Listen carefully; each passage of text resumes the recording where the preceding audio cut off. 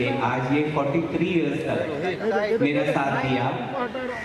आप उनका भी यकीनन साथ देंगे क्योंकि ये स्कूल आपका है। जब हम पीटीए मीटिंग ले रहे थे उस वक्त भी मैंने कहा कि आप मेरे परिवार हो।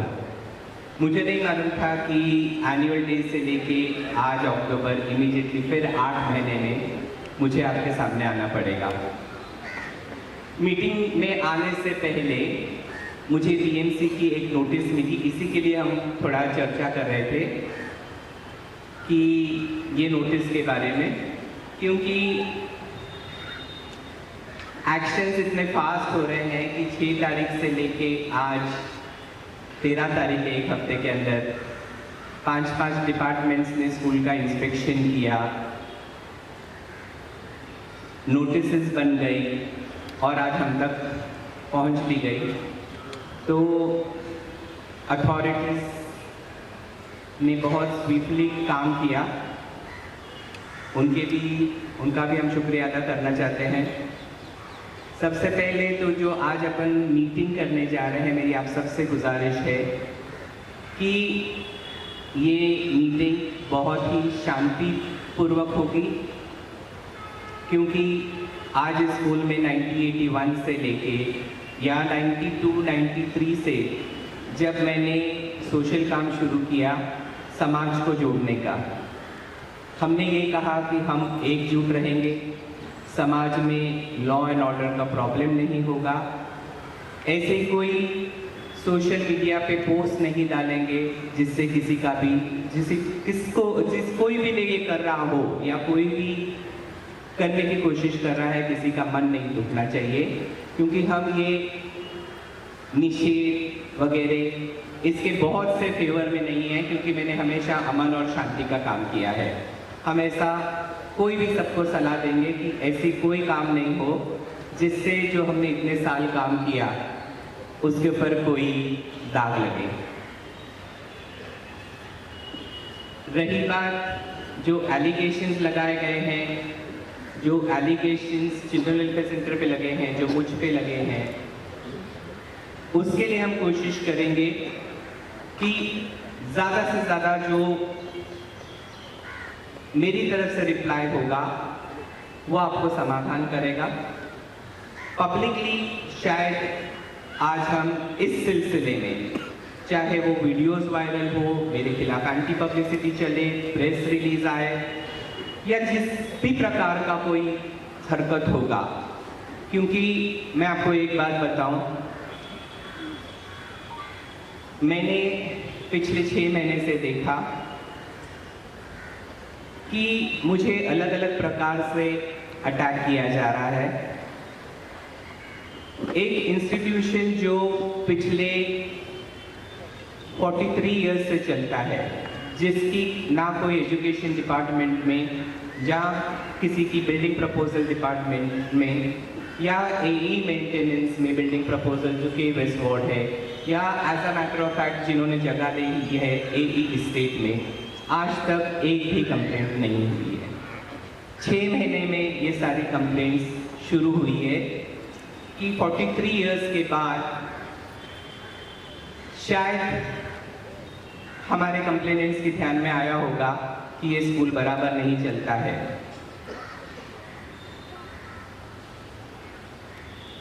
हम एक जो पॉइंट रेज किए गए हैं उसकी कोशिश करेंगे आपको जवाब देने की, लेकिन उससे पहले मुझे कुछ आपको बताना है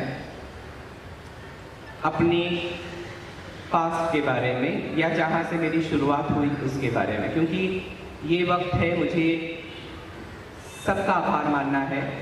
क्योंकि जहाँ तक हो सकता है शायद कोविड के बाद जो सोशल काम हम बाहर करने के लिए निकले थे, शायद ये उसका भी एक नतीजा हो सकता है। लेकिन हम आज भी आपको कहते हैं कि मेरा पॉलिटिकल पार्टीज या पॉलिटिकल एस्पिरेशन ये कभी नहीं रहा है। अगर कोई किसी की भी समझ ये होगी तो पहले ये अपने दिलो दिमाग से निकाल दीजिए कि मुझे कोई पॉलिटिकल एस्पिरेशन है। लेकिन जहाँ तक मेरे सामाजिक कार्य का सवाल है, उसको हम एक दिन भी बंद नहीं करेंगे, क्योंकि जो भी नतीजा होगा उसको हम फेस करेंगे। क्योंकि समाज के लिए कार्य करना मुझे लगता है ये मेरा कर्तव्य है, ये मेरा फ़र्ज़ है, क्योंकि जब जब लोगों को मेरी ज़रूरत है किसी भी प्रकार से, उसके लिए मुझे हमेशा उनके साथ सतत तैयार रहना चाहिए। मेरे करियर की शुरुआत 1978 में मैंने की। घरों में मैंने अपने जाके ट्यूशन से शुरुआत की। उसके बाद जो लोग मेरे साथ जुड़े हुए हैं या जो बच्चे यहाँ से पढ़ के निकले हैं, जो आज माँ बाप हैं, उनके भी बच्चे मेरे पास पढ़ रहे हैं। घरों में ट्यूशन देने के बाद मैंने सेंट एंथनी हाई स्कूल में एज टीचर सर्विस की। उसके साथ साथ हम लोग कोई बहुत ही अमीर घराने से नहीं आए थे। उसके साथ साथ हमने 1981 में पढ़ाने के बावजूद मैंने ट्यूशन क्लासेस खोले थे, जो आपको याद होगा वर्सोवा गांव में बेकरी के पास था, जो अजय कोचिंग क्लास के नाम से जाना जाता था। उसी के साथ साथ केजी स्कूल की शुरुआत हुई, जहां वो स्कूल 1981 में 30 बच्चों के साथ शुरुआत हुआ।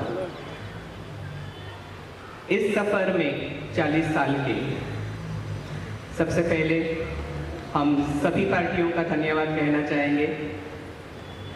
जितनी पॉलिटिकल पार्टीज थी, मुझे हर तरीके से उनसे सपोर्ट मिला। ऐसी कोई पार्टी नहीं थी जिन्होंने मुझे सपोर्ट नहीं किया, क्योंकि हर एक ने, बल्कि जब फंक्शन होता था या जब एनुअल डे होता था, तो आपको पता है लोग ये मिसाल देते थे कि अजय सर के प्लेटफॉर्म पे सभी पार्टियां हैं, चाहे वो कांग्रेस हो, शिवसेना हो, बीजेपी हो, ये सारे पार्टीज इकट्ठा होके एक मकसद के लिए आते थे। क्योंकि मुझे लगता है हर पार्टी का एक ही मकसद है कि एजुकेशन को कैसे बढ़ावा दे। तो मुझे लगता है एजुकेशन को बढ़ावा देने के लिए वो सब इकट्ठे आए और उन्होंने सभी ने मुझे मदद किया। मेरी शुरुआत करने से पहले हम नमन करना चाहेंगे लेट मोतीराम भवे साहब को, क्योंकि आज जो ये प्लॉट मिला है और आज जो ये इमारत आप यहाँ देख रहे हैं, ये सिर्फ उनकी मेहनत की वजह से है कि ये प्लॉट यहाँ पे मिला और आज ये स्कूल खड़ा हुआ है। हम उनका एहसान जिंदगी भर नहीं भूल सकते हैं। जब बात आई मेरे परमिशन की, रिकॉग्निशन की 1984 में, जब हम वर्सोवा गांव में थे, उस वक्त रिकॉग्निशन के लिए हमारे बीच हमारे पूर्व नगर सेवक याकूब मेमन जी है, उन्होंने मुझे बहुत हेल्प किया। बीजेपी के नगर सेवक जो थे, जिन्होंने हेल्प किया, जो अभी हैं, जो अब वो ऑनरेबल एमपी मनोज कोटक जी, उन्होंने मुझे हेल्प किया। आशीष शेलार जी जो एजुकेशन मिनिस्टर थे, उन्होंने यारी रोड का परमिशन देने के लिए मुझे मदद की है। उसके साथ साथ कई लोगों ने मुझे मदद की, क्योंकि आपको पता है कि जो अब जो बात चल रही है और जो एक मुद्दा है कि उसे डिमोलिशन किया जाए। 1981 में जब हम प्रिंसिपल बन के आए, तब उस वक्त मेरी उम्र 25 साल थी। आज हम 65 एज की उम्र में हैं। जब ये स्ट्रक्चर बना जो आप देख रहे हैं, तो इंस्टीट्यूशन जिसके ऊपर वाद विवाद खड़ा किया गया है कि यहाँ फेरीलैंड स्कूल चलता है, यहाँ केजी स्कूल चलता है। फेरीलैंड केजी स्कूल 1981 से चलता था।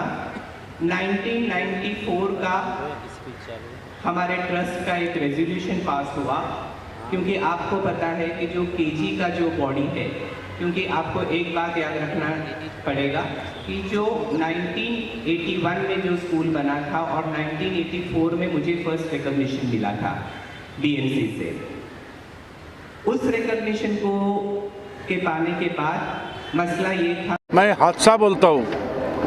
कॉरपोरेशन ने जो मगरूरी दिखाई, पुलिस फौज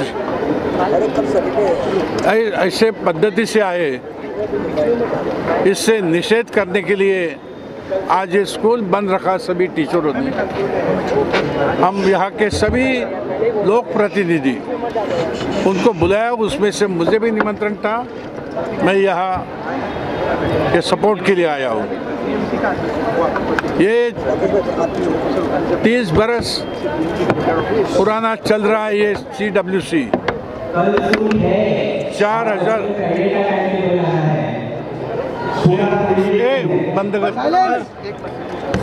4,000 बच्चे यहाँ शिक्षा लेते हैं। और देखिए कि मैं जैसे भाषण में बोला कि जो लोक प्रतिनिधि है, लोक प्रतिनिधि को शैक्षणिक संस्था, सामाजिक संस्था, इनके प्रति ध्यान देना है, जिम्मेदारी है। सरकार की रहती है, वैसे लोक प्रतिनिधियों की रहती है।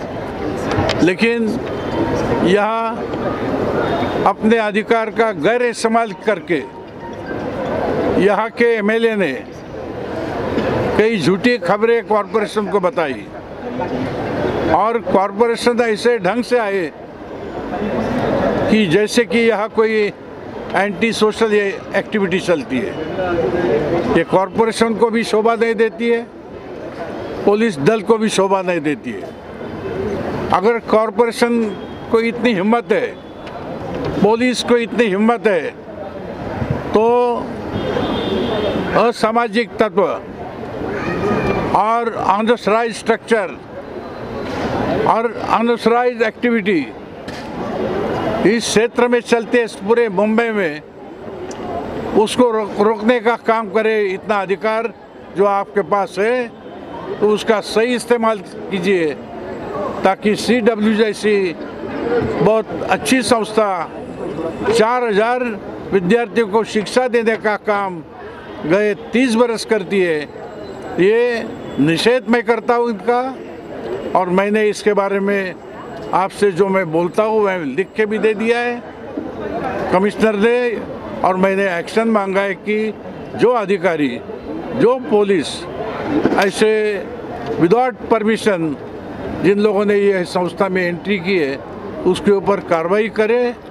अगर ये संस्था के बारे में अगर कोई जांच पड़ताल करनी है तो मैं अजय कौल से और ट्रस्टी से बोला हूँ कि कागजात जो है आपके पास सब कॉरपोरेशन को दिखाइए, वेरिफिकेशन करा के लीजिए। लेकिन आइंदा ऐसा कोई होना नहीं चाहिए। ये बात कॉरपोरेशन और पुलिस डिपार्टमेंट में ध्यान में रखना चाहिए। कीर्तिकर साहब, मेरा सवाल आपसे है, मैडम लवेकर कहीं ना कहीं भारतीय जनता पार्टी से ताल्लुक़ रखती है, इससे आपको नहीं लगता कि भारतीय जनता पार्टी की भी छवि खराब होगी? क्योंकि आप खुद मानते हैं और हर कोई जानता है कि इस तरह की गैर इलीगल एक्टिविटी इस क्षेत्र में बहुत होती है। इसके बावजूद उसको ध्यान में ना रखते हुए एक बहुत बड़ा इंस्टीट्यूट जो कहीं ना कहीं हज़ारों बच्चों को यहाँ से शिक्षा देता है, उसको बंद करने को, उसको बदनाम करने का जो प्रयास हो रहा है, उसके खिलाफ एक एक्शन होनी चाहिए। देखिए, जो मैंने लिखा है कमिश्नर को, जिसमें मैंने मांग की है, जिसमें मैडम का मैंने उल्लेख भी किया है, यानी पॉलिटिकल दबाव से ये एक्शन करा के लिए, और ये समझो कि उसकी तो प्रतिमा मलिन हो गई इसमें, लेकिन अपनी पार्टी की भी प्रतिमा मलिन की है उसने। तो ये उनके जो नेता लोग हैं उसको मैंने खत भेजा है, जो खत मैंने कमिश्नर को दिया उसकी कॉपी भेजी है, बोला कि आपके जानकारी के लिए। और मैं ये भी बोला सबको भी आज ये जो निषेध पेरेंट एंड टीचर ने रखा है उधर जाके मैं करूँगा। मुझे मालूम है कि ये शिवसेना BJP हमारा ताल्लुकात है, हमारा अलायंस है, तो भी अगर समझो गैर कानूनी और गैर इस्तेमाल अगर अधिकार का कहीं कोई भी आमदार खासदार करेगा समाज के हित के खिलाफ।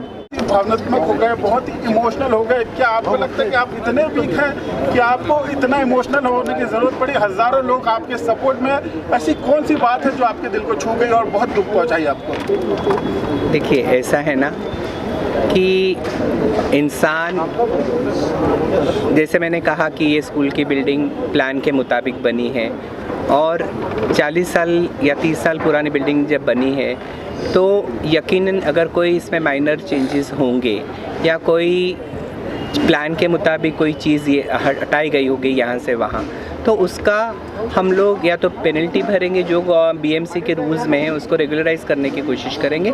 और अगर बीएमसी ने ये कहा कि भाई ये नियम में नहीं बैठता है, इसका डिमोलिशन होना चाहिए, तो यकीनन जो चीज़ें रूल्स में नहीं होगी तो हम रूल्स के ख़िलाफ़ जाके तो कुछ काम नहीं करेंगे। यकीनन वो जो भी हमें कहेंगे ये नियम के बाहर है, उसका हम डिमोलिशन खुद करेंगे। दुख उस बात का नहीं है, या जितने एजुकेशनल इंस्टीट्यूशन पे उन्होंने इल्ज़ाम लगाए उसका भी मुझे दुख नहीं है, क्योंकि पिछले 42 सालों से BMC, state government, education department लगातार स्कूल के इंस्पेक्शन के लिए आता है, और इंस्पेक्शन साल में 2 बार होता है, 6-6 महीने में इंस्पेक्शन होता है। उसी प्रकार से जब हम लोग बिल्डिंग प्रपोजल में हम लोगों ने सीसी के लिए अप्लाई किया तो उसके लिए, या आईओडी पास होती है उसके लिए बीएमसी अधिकारी आके बिल्डिंग का इंस्पेक्शन करते हैं। अभी वो कहते हैं कि ओसी नहीं ली गई है, तो अगर आप ऑनलाइन पे जाएंगे तो आप देखेंगे कि ओसी के लिए हमने ऑलरेडी अप्लाई किया है, लेकिन ओसी के कंप्लायंसेस इतने 30-32 होते हैं कि वो हमें कंप्लायंसेस पूरे करने पड़ते हैं। अभी 1-2 जो एनओसीज़ हैं वो आने के बाद हमें ओसी मिल जाएगी। और अगर आपको लगता है हमने वो, अगर आप मलाड के इसको ये देखिए, अगर आज जो प्रेजेंट जो बिल्डिंग में बैठे इसका ऑक्यूपेशन पूरे 5 माले तक का है, और जो अभी कह रहे हैं कि आपने ये जो नियमों का उल्लंघन किया फायर एनओसी का, अगर आप देखेंगे सीआरजेड का, मैंने अभी आपको पेपर दिया कि सीआरजेड की एनओसी हमने ऑलरेडी गवर्नमेंट ऑफ महाराष्ट्र से ली है। कहने का मतलब क्या है कि सीआरजेड का क्लैरिफिकेशन तो बीएमसी दे सकती है, क्योंकि उन्होंने परमिशन दिया है, उनको पता है कि नियम में क्या बैठा है। दुख उस चीज़ का नहीं है, दुख इस चीज़ का है कि जब आप बहुत सारे लोगों को खड़े करके अनोनिमस 40-50 कंप्लेंट डालते हैं और किसी के कैरेक्टर के ऊपर बोलते हैं, तो मुझे लगता है कि किसी को किसी के कैरेक्टर के बारे में बोलने का हक नहीं है। तो इस बात के लिए मुझे आज भी खेद और दुख है। सर, और एक चीज़ आपसे जानना चाहूँगा, इस सब की शुरुआत कब हुई उस बारे में कुछ बताइए हमें, क्योंकि हमने देखा है कि कुछ प्रेस कॉन्फ्रेंसेस आपने भारती जी के साथ भी किए हैं पास्ट में, तो अगर थोड़ा सा बताएं हमें। देखिए, कई सारे कार्यक्रम में वो जुड़ी भी रही हमारी honourable MLA doctor Bharati Lavekar ji के साथ मेरे बहुत अच्छे संबंध रहे हैं। 2018 तक उन्होंने 2 बार मुझे honourable deputy chief minister government of Maharashtra Shri Devendra Fadnavis ji के हाथों अवार्ड 2 बार दिया। वो जब चीफ मिनिस्टर थे उस वक्त भी उन्होंने मुझे 2 साल लगातार अवार्ड दिया। एक बार उन्होंने मेरे पास उनका सर्टिफिकेट है जो उन्होंने साइन किया है। तो एक है कि उन्होंने मेरे एजुकेशन फील्ड में काम करने के लिए मुझे अवार्ड दिया उनके हाथों से, और दूसरी बार मेरे सामाजिक कार्यों के लिए मुझे अवार्ड दिया गया। ये लगातार 2 साल उन्होंने मुझे अवार्ड दिया। अब मुझे नहीं मालूम है कि 2019 तक तो हम बहुत अच्छे थे, क्योंकि मेरा ये मानना है कि अगर आप किसी को अवार्ड देते हैं, या मुझे जैसे महाराष्ट्र शासन ने 2002-3 में बेस्ट टीचर अवार्ड दिया, तो मेरी पूरी पुलिस वेरिफिकेशन हुई, या जो भी उनके प्रोसीजर है उन्होंने वेरिफिकेशन करके मुझे अवार्ड दिया। अब मुझे नहीं लगता है कि ये 4 सालों में मेरा कैरेक्टर इस बुढ़ापे में 65 इयर्स के कैसे ख़राब हुआ, या ऐसी कौन सी इलीगैलिटी स्कूलों में नज़र आई जो 40 साल तक किसी को नज़र नहीं है। मैडम लवेकर जी के साथ बैठकर आप इनका ये कहना है कि सर एक्चुअल जो आपका सरकार के साथ एग्रीमेंट हुआ था उसमें 10 रुपीज़ ईयरली आपको फीस वसूल करना चाहिए। Now you are charging 70,000 to 1 lakh rupees. That is what is the point of contention. Once you say please read the agreement, I am supposed to admit 10% of the students recommended by the municipal corporation. It is not 10% fees. It is students which are recommended by the municipal corporation. That is 10%. And as per the Maharashtra State Act, and as per the Supreme Court orders, any educational institution, my fees is the most meager fees in this present institution as far as the locality is concerned, because I am catering to the underprivileged class of the society. As far as you are talking about CBSE schools, CBSE school has its training, its syllabus, its curriculum, its teaching aids, its smart board. So the fees are charged, and that is also permissible as per the Supreme Court orders.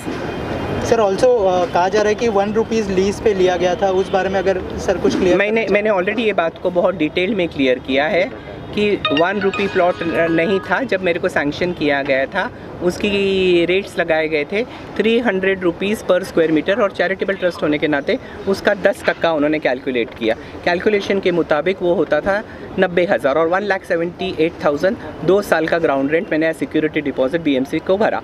उसके बाद क्योंकि ये 2 plot 1035 और बाजू का plot equally दिया गया था, तो हमको दोनों इंस्टीट्यूशन को 1 रुपया चार्ज किया गया था। और 1 रुपया चार्ज करने के बाद आप घड़ी घड़ी ये जो कह रहे हैं कि 1 रुपये में दिया गया था, हमारे यारी रोड के प्लॉट को उन्होंने 15,80,000 रुपया लगाया था, जो हमने लगातार भरा।